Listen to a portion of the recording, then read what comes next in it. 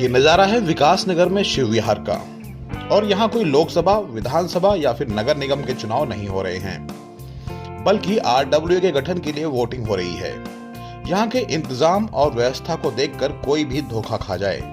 जितने पारदर्शी और नियमित तरीके से वोटिंग हो रही है, ये देखकर अंदाजा लगाया जा सकता है कि चुनाव के पहले इलेक्शन ऑर्गेनाइजिंग कमेटी ने कितने समन्वय और मेहनत से पूरी प्रक्रिया को अंजाम दिया है।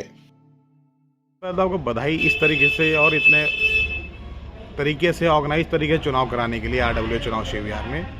तो मैं सिर्फ आपसे जानकारी चाहूँगा कि किस तरह से आपने कमेटी बनाई और किस तरह की चुनौतियाँ आई आपको इस चुनाव कराने में। सबसे पहले तो आपको नमस्कार, धन्यवाद कि आपको हमारी प्रतिक्रिया अच्छी लगी। मुझे लगता है ये अच्छा विषय है कि भाई आपको अच्छी लगी है, पड़ोसियों को अच्छी लगी है, तो मतलब हम ठीक चल रहे हैं। आइडिया ऐसे आया कि अभी तक ना मैं एनरोल नहीं होता था चुनाव के अंदर, लेकिन क्या होता है कि आप जब कहीं स्थानीय होते हैं तो कहीं ना कहीं बैक आ ही जाता है।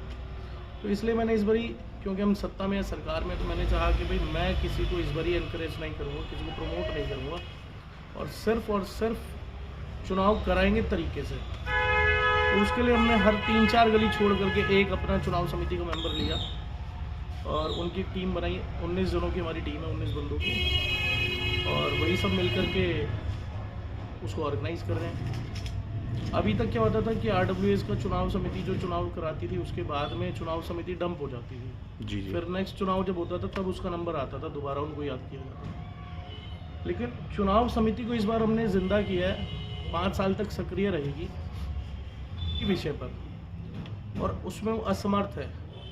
तो चुनाव समिति के पास ताकत होगी उससे पूछने की कि भाई इसका रीज़न, शो कॉज क्यों नहीं किया गया। क्योंकि अक्सर प्रधान बाद में पार्टियों के साथ फिक्स हो जाते हैं कि भाई मैं बीजेपी का हूँ, मैं आम आदमी को, मैं कांग्रेस को हूँ। बट मैं चाहता हूँ आज हम ताकत में है, सत्ता में है, तो कोई भी फिक्स ना हो, तो अपना तरीके से काम करे। जो आरडब्ल्यू प्रधान का काम है वो करे, पार्षद का काम है तो पार्षद से कराए, विधायक का काम है तो विधायक से कराए। ये ना हो कि भाई मैं तो बीजेपी का हूँ तो मैं आम आदमी के पास नहीं जाऊँगा, मैं बीजेपी का हूँ तो मैं कांग्रेस के पास नहीं जाऊँगा, मैं कांग्रेस का हूँ तो मैं इसके पास नहीं जाऊँगा। ऐसा नहीं होना चाहिए, क्योंकि लोकल चुनाव लोकल मुद्दे होते हैं और जनता सफ़र नहीं करनी चाहिए किसी व्यक्ति विशेष की। चुनाव से करीब 1 महीने पहले समिति के सदस्यों ने घर घर जाकर मतदाताओं की सूची तैयार की और हर घर से एक वोटर को चुनाव के लिए काट दिया गया। चुनाव प्रक्रिया और तैयारियों के बारे में विस्तार से जानकारी दी कमेटी के एक युवा सदस्य ने। हमने एक अपनी टीम बनाई जो 18-19 बंदों की थी चुनाव समिति की। उन्होंने प्लान बनाया कि हमें अपने आरडब्ल्यूए का इलेक्शन करवाना है और एक अच्छी व्यवस्था देके और अच्छे तरीके से कराना है। तो कैसे कराया जाए, तो उसके लिए हमने एक आदमी ऐसा चुना कि जो इस मामले में बिल्कुल परफेक्ट हो, जो घर घर जाके एक आइडेंटिटी कार्ड बना सके, अपना कार्ड चुनाव समिति का, कि जो आके यहाँ पे इलेक्शन करें।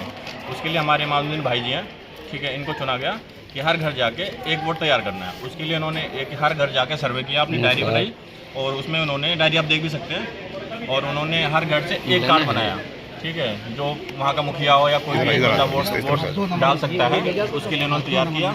और उसके पूरा डाटा तैयार करने में हमें 1 महीना लगा, घर घर जाके। हाँ, घर घर जाके तैयार करने में 1 महीने की पूरी प्रक्रिया लगी हमें। फिर हमने दिन डिसाइड करा छुट्टी के दिन का, कि 26 जनवरी सोच रहे थे, लेकिन वहाँ ज़्यादा गैदरिंग हो जाती, इसलिए 18 जनवरी का हमने डिसाइड करा। और हर घर से एक बंदा कार्ड लेके, और उसके बाद यहाँ पे हमने व्यवस्था बिल्कुल इंदर पब्लिक स्कूल से लागड़ा जी से बात करी, उन्होंने अपना स्पेस दिया यहाँ पे हमें वोटिंग कराने का। तो हमने यहाँ पे 2 रूम करा, क्योंकि 1 से लेके 2241 घर आसपास इन्होंने, मतलब जो घर पे इन्होंने टचिंग करी थी, उसमें कार्ड बने भी हैं, नहीं भी बने, लेकिन टोटल मिला के 1400 कुछ कार्ड बने हैं। 2241 घर पे गए, लेकिन कार्ड जो बने वो 1400 कुछ, यानी 1400 और 1500 के बीच में बने।